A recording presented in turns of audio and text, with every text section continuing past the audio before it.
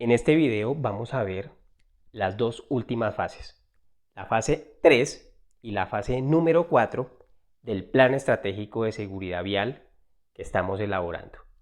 Entonces, aquí en este video vamos a completar ya los 24 puntos. Vamos al video.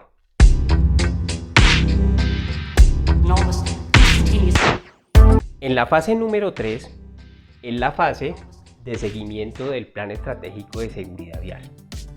En esta fase únicamente la conforman los puntos del 20 al 22, solamente estos puntos que están aquí demarcados. Esa es la fase número 3. ¿Cuáles son los puntos? Indicadores y reporte de autogestión.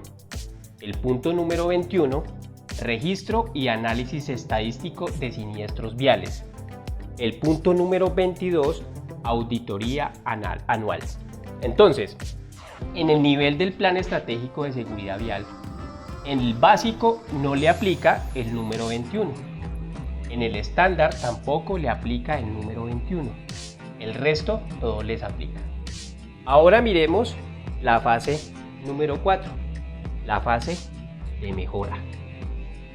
La conforman dos puntos, el número 23 y el número 24. El 23, mejora continua, acciones preventivas y correctivas. Y el número 24, mecanismos de comunicación. A todos los niveles les aplica el número 23 y el número 24. Así, con esta secuencia de videos, ya supimos cuáles son los puntos que conforman las 4 fases de nuestro Plan Estratégico de Seguridad Vial. Y si ustedes han visto, ya se deben estar familiarizando con los niveles básico, estándar o avanzado de su Plan Estratégico de Seguridad Vial. Si les gustó el contenido de este video, los invito a suscribirse al canal, darle like y compartir esta información. Chao, chao.